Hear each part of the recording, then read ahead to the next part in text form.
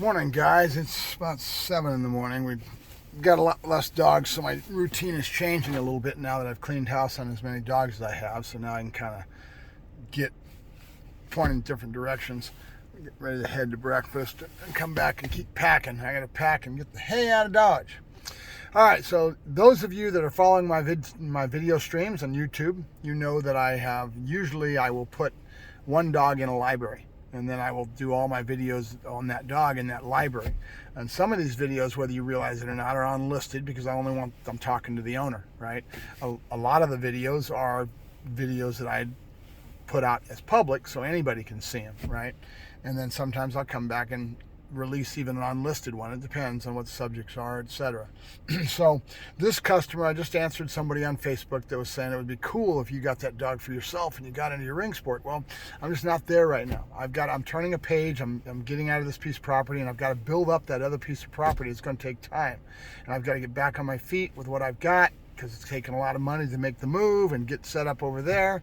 And then, so it'll be about a year or so until I decide that I'm ready for another dog, and I'm going to go towards whatever I'm going to do with it. So it'll probably be, hopefully, ring sport if I'm still enthusiastic about that. It's like pulling nails for me, guys, because I have to follow a criteria within a book of rules and be judged and then suffer all that type of stuff, that human factor that I've always talked about. And there's more power to all the people that do. You know, and there's trainers that have come at me and said I would be a lot better trainer, I'd be able to be a lot better served if I did that. And I think they're right. Down deep, I do, you know. But it's just the enjoyment factor. I do what I do because I love to do it, right?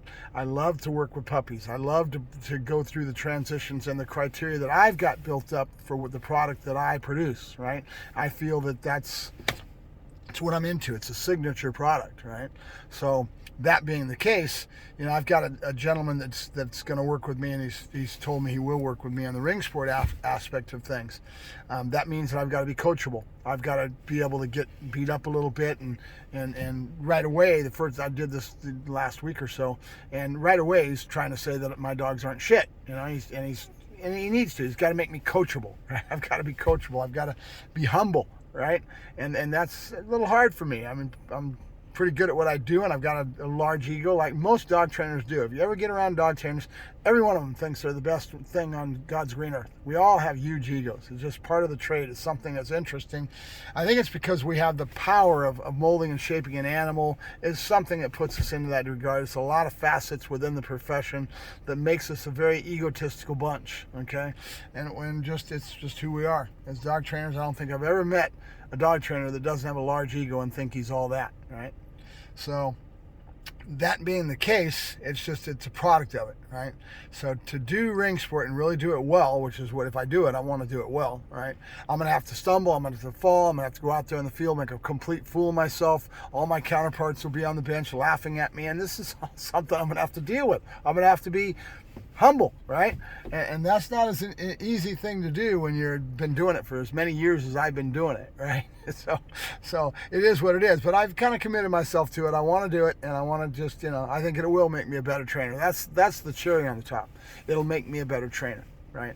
So following a criteria in that regards, that's what it does. But it's one thing that they do on their side. They kind of look down their nose at me because I don't do anything that gets me any titles, and that means I'm no good. I beg to differ. There's a lot of trainers out there that don't have a title iota, you know, that are doing great work, that are doing a service for the industry in one way, shape, or form in regards to what they put out to the industry, okay? And I can name a couple of them in different veins and different ways that they built their businesses and who they're working with and what their emphasis is towards their services, right? There's quite a few of them that are pretty damn good, okay? Just because they don't do sport doesn't mean they're not a good trainer.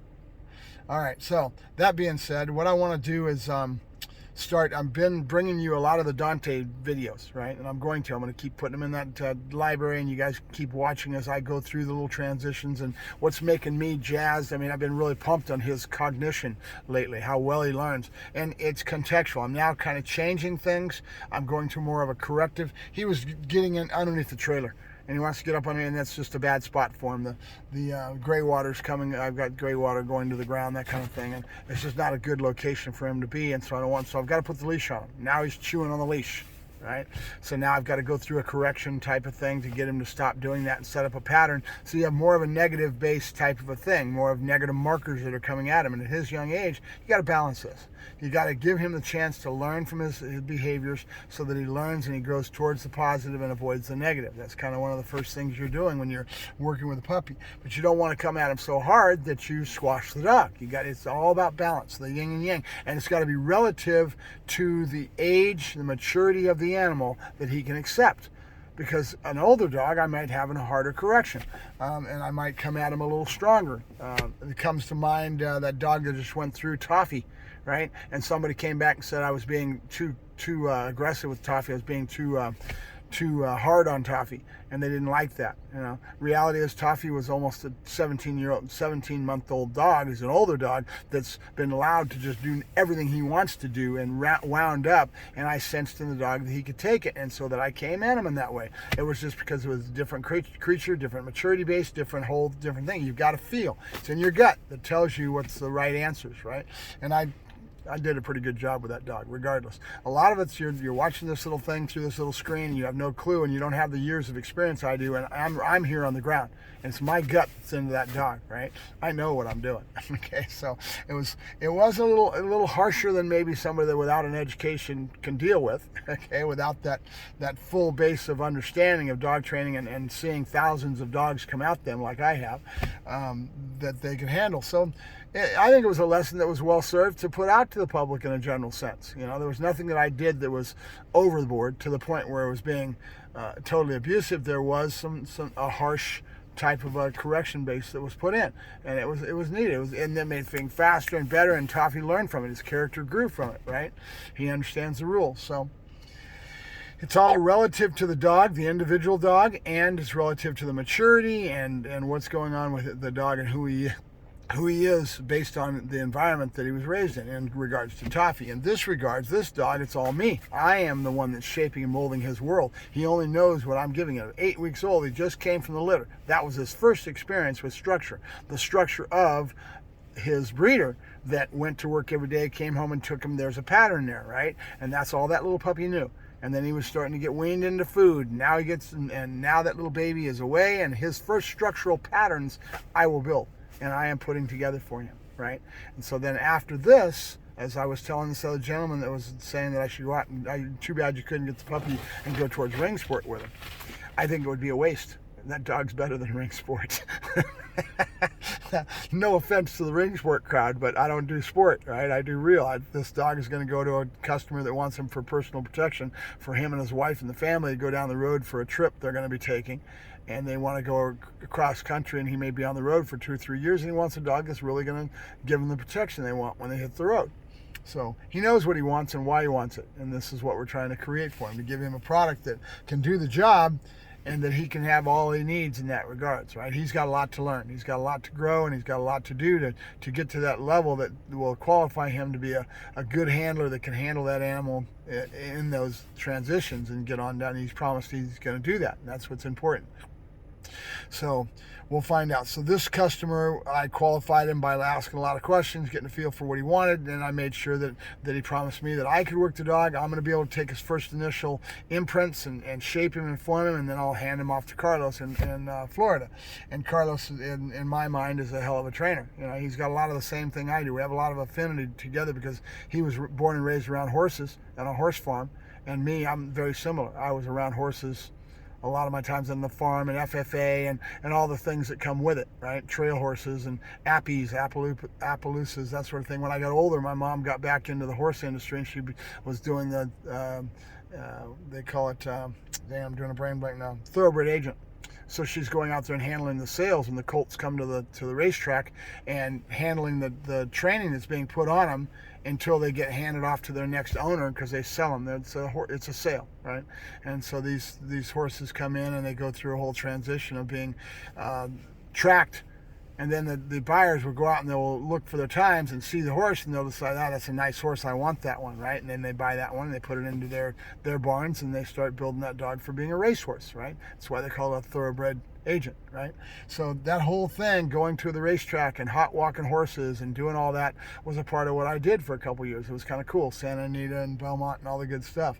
So I learned a lot from that experience in my life as far as seeing the industry on that side of it, on the back side of the racetrack, right, in the paddocks. And it's a whole different industry with the way they run their industry and how they develop an animal to be the finished product that they're trying to create, which is a racehorse, right? And so that industry taught me a lot because it has a lot of differences than we do in the dog training, and the dog trainers don't have a clue. And I like it. I like the way they do things. They basically take all the resources, all the industry, the jockeys, the hot walkers, the guys that are mucking stalls. There's a whole industry right there that are making a living doing what they do, working with the horses, right? And the trainers, right? And they've charging the client. The client has a horse. I mean, it's a whole different industry. And all those resources are used by the trainer. And the trainer knows the jockeys. He knows everyone on what they can do for him. And he says, I need this jockey on this horse at this time as he's developing. And he's trying to develop that finished product. And or in regards to sales, he's trying to make sure he produces that product to make him sure he looks good and that the horse's times on the track are very good for the guys that are sitting on the sidelines watching those horses go out every morning and deciding if they're going to, and then they go to the auction and then they bid for those horses, right? There's a whole different industry that's there. And I really enjoy that. I kind of run my business that way. That's why I go out and I pay decoys. I go out and I find the good ones that I need at certain points in their time that I know have certain styles, certain things in development that I want for my dog to produce that product to sell to my customer, right? And that's the way I handle my business.